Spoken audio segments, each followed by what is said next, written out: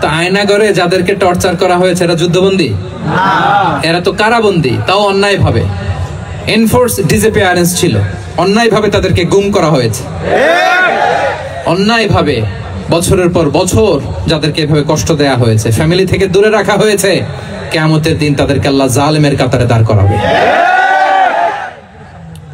ইসলাম কারাবন্দীদের দূরের কথা, যুদ্ধবন্দীদের সাথে ভালো আচরণের কথা বলেছে।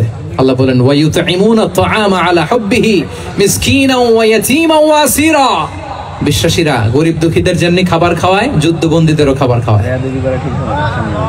যুদ্ধবন্দীদেরও খাবার খাওয়ায়।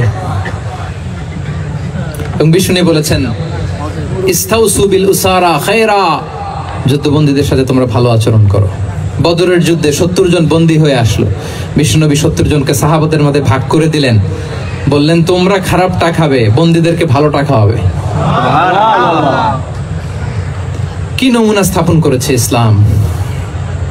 ইয়ামামার বড় লিডার ছিলেন, যুদ্ধবন্দী হয়ে মদিনায় আসলেন, নাম সুমামা ইবনে উসাল। নাম কি? সুমামা ইবনে উসালকে যুদ্ধবন্দী হিসেবে আনা হলো। তাকে মসজিদে নববীর পিলারের সাথে রশি দিয়ে বাঁধা হলো। বিষ্ণু বললেন সুমামা, কি অবস্থা তোমার? কি অবস্থা তোমার? কেমন লাগে? তোমার সাথে কেমন আচরণ করা হবে বলো? বললেন মুহাম্মদ, তুমি চাইলে মারতেও পারো, বাঁচিয়েও রাখতে পারো। বিষ্ণু বললেন সুমামা, এ দুনিয়াটাই শেষ নয়, আখিরাতে বিশাল এক জগৎ পড়ে আছে। তুমি যদি শাহাদা বাক্য পড়ো আমাদের ভাই হয়ে যাবা, তোমার সেফটি সিকিউরিটির দায়িত্ব আমাদের, আমরা তোমরা সবাই মিলে এক। তারপর একে একে বিশ্বনবী তার সাথে ইসলামের সৌন্দর্যগুলো তুলে ধরলেন। সালাত কি, যাকাত কি, এগুলো বুঝালেন। বাড়িতে যেয়ে বললেন সবচেয়ে ভালো খাবার রান্না করো, একজনকে দিয়ে মসজিদে পাঠালেন। যুদ্ধবন্দীর সাথে কি আচরণ দেখছেন। এরপরের দিন বিশ্বনবী আবার তাকে ইসলামের দাওয়াত দিলেন। এরপর বাড়িতে এসে একজনকে বললেন যাও আমার ওই উটের দুধ দহন করে তাকে এক পেয়ালা গরম দুধ দিয়ে আস। আমরা জামাইকেও তো এরকম সমাদর করি না, কি বলেন? তৃতীয় দিন বিশ্বনবী আবার খাবার নিয়ে গেলেন, আবার ইসলামকে তুলে ধরলেন। সুমামা তো অবাক, যুদ্ধবন্দীদের সাথে মুসলমানরা এরকম আচরণ করে। 3 বছর বিশ্বনবীর 3 দিন ধরে লাগাতার যখন ইসলামকে প্রেজেন্টেশন শেষ, বিষ্ণু বললেন যাও এবার সুমামা ইবনে উসালের রশিটা খুলে তাকে ছেড়ে দাও। সাহাবারা বলেন কি ইয়া রাসূলুল্লাহ, ভয়ঙ্কর, বিশ্বাসঘাতকতা করবে, মেরে ফেলবে আমাদের। বিষ্ণু বললেন না, আমি যা জানি তোমরা তা জানো না, ছেড়ে দাও। সুমামাকে ছেড়ে দেয়া হলো। সুমামা বের হলেন মসজিদ থেকে, ফিরে তার ভূখণ্ড, তার এলাকা ইয়ামামাতে তিনি গেলেন না। মদিনার মসজিদে নবীর পাশে খেজুর বাগানের পাশে তিনি অজু করলেন, গোসল করলেন, অজু করলেন। এরপর ফিরে এসে বিশ্বনবীর সামনে দাঁড়িয়ে বললেন আশহাদু আল্লা ইলাহা ইল্লাল্লাহ সুবহানাল্লাহ ওয়া আশহাদু আন্না মুহাম্মাদান আবদুহু ওয়া রাসূলুহু। আল্লাহু আকবার। আমি সাক্ষ্য দিচ্ছি আল্লাহ ছাড়া কোনো ইলাহ নেই, আপনি আল্লাহর প্রেরিত রাসূল। হে মুহাম্মদ, আপনার চাইতে নিকৃষ্ট মানুষ আমার কাছে কেউ ছিল না, কিন্তু এখন থেকে আপনার চাইতে কোনো প্রিয় মানুষ আমার জীবনে নেই। ইসলামের চাইতে নিকৃষ্ট কোনো ধর্ম আমার জানা ছিল না, আজ থেকে ইসলামের চাইতে প্রিয় ধর্ম আমার কাছে নেই। মদিনার চেয়ে নিকৃষ্ট কোনো শহর আমার কাছে ছিল না, সবচেয়ে অপছন্দের শহর, আজ থেকে মদিনার চেয়ে প্রিয় শহর আমার কাছে নেই। দিস ইজ ইসলাম।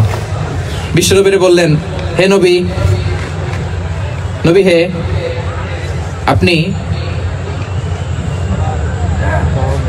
আমাকে উমরার অনুমতি দিন। তিনি উমরা করতে গেলেন। বিষ্ণু তাকে তালবিয়া শিখিয়ে দিলেন। এই প্রথম কেউ মুসলিম সুমামা ইবনে উসাল, উনিই প্রথম মুসলিমদের মধ্যে উমরা করেছেন তালবিয়া পড়তে পড়তে, লাব্বাইক আল্লাহুম্মা লাব্বাইক পড়তে পড়তে। উমরা করার শেষে ইয়ামামা থেকে গম আসতো মক্কায়, ওই গম পিষে রুটি বানিয়ে মক্কাবাসী খেয়ে বেঁচে থাকতো। উনি ঘোষণা দিলেন মুহাম্মাদের অনুমতি ছাড়া ইয়ামামার একটি গমের দানা আজ থেকে মক্কায় পৌঁছবে না। সুবহানাল্লাহ পড়বেন না? এই যে আমেরিকা যে ইকোনমিক স্যাংশন দেয়, এটা শিখছে সুমামা উমামা ইবনে উসাল রাদিয়াল্লাহু তাআলা আনহুর কাছ থেকে। আল্লাহু আকবার। তিনি বললেন একটা গমের দানা পৌঁছবে না মক্কাবাসীতে, ওনারা আর রুটি খেতে পারে না, গমের দাম বেড়ে গেল। বিষ্ণুর কাছে চিঠি লিখে পাঠালেন, হে মুহাম্মদ, তুমি যদি উমামারে না বলো আমরা না খেয়ে মরবো। পরে বিশ্বনবীর হস্তক্ষেপের মধ্য দিয়ে আবার ইয়ামামা থেকে গম আসা শুরু হয়েছে। সুবহানাল্লাহ পড়ে। প্রিয় ভাইয়েরা, তাহলে বন্দীদের সাথে, যুদ্ধবন্দীদের সাথে বিশ্বনবীর আচরণ কেমন ছিল টের পেয়েছেন?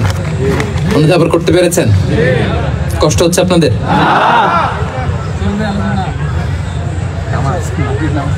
সময় হয়ে গেছে, শেষ করে দিই।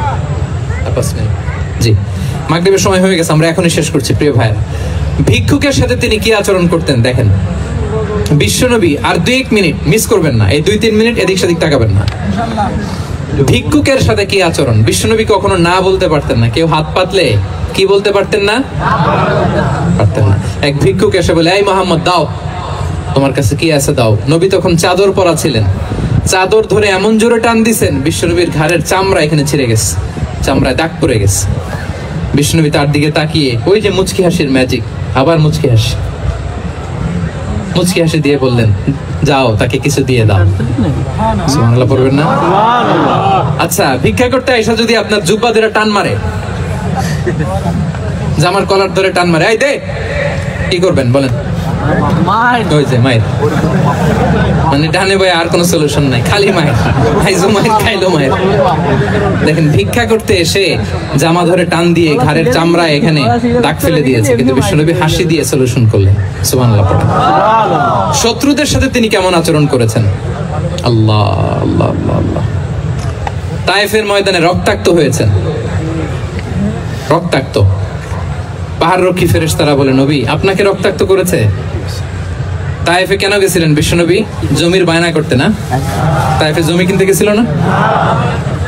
তায়েফবাসীকে জাহান্নামের আগুন থেকে বাঁচাতে রক্তাক্ত করা হয়েছে। পাহাড় রক্ষী ফেরেশতারা বললেন, নবী একটা আদেশ দেন, 2 দিক থেকে চাপা মেরে পুরো তায়েফবাসীকে মাটির সাথে মিশিয়ে ফেলবো, মাটির সাথে মিশে যাবে। বিশ্বনবী বললেন, না না, তারা হয়তো ঈমান আনে নাই, তাদের ভবিষ্যৎ প্রজন্মের কেউ না কেউ লা ইলাহা পড়বে,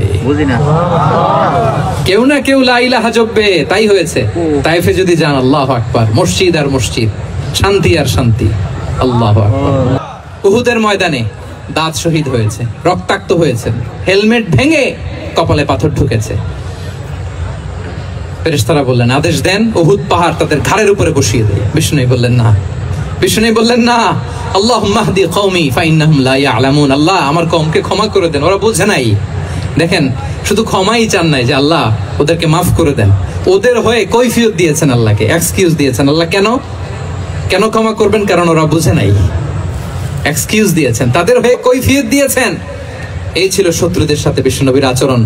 যুদ্ধের ময়দানে ঘোষণা দিতেন, খবরদার ওদের নারীদের গায়ে হাত দিবে না, শিশুদের গায়ে হাত দিবে না, গবাদি পশু মারবে না, কোন পাদ্রীর গায়ে হাত দিবে না। গোটা বিশ্বের কেউ, কোন যুদ্ধের সেনাপতি যুদ্ধের ময়দানে এমন মানবতা দেখাতে পারে না। চিল্লায় বলেন ঠিক কিনা? 8ম হিজরিতে মক্কা বিজয়ের দিন থারথার করে কাঁপছিল কুরাইশরা যে আজকে তো আমাদেরকে ক্যাপিটাল পানিশমেন্ট দিবে, ডেথ পেনাল্টি দিবে। বিষ্ণু বললেন, না, লা তাসরিবা আলাইকুমুল ইয়াউম, 2 মিনিট, ইযহাবু ফাআনতুমুত তুলাকা। 4-5 জনকে তিনি শাস্তি দিয়েছেন, গণহারে শত শত হাজার হাজার পরিবারকে তিনি ক্ষমা করে দিয়েছেন।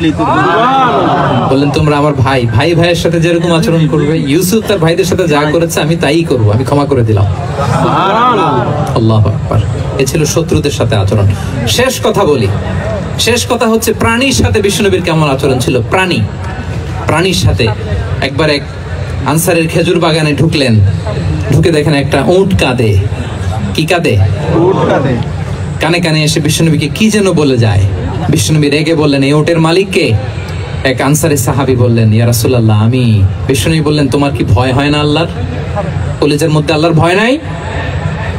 আল্লাহ তাআলা দয়া করে উটের মালিক তোমাকে বানিয়েছে, উট কানে কানে এসে আমাকে বলেছে তুমি তাকে কয়দিন ধরে খাবার দাও নাই, আর তাকে দিয়ে কাজ করিয়েছ অনবরত। খবরদার, কিয়ামতের দিন আল্লাহ তাআলা জালিমের কাতারে তোমাকে দাঁড় করাবে।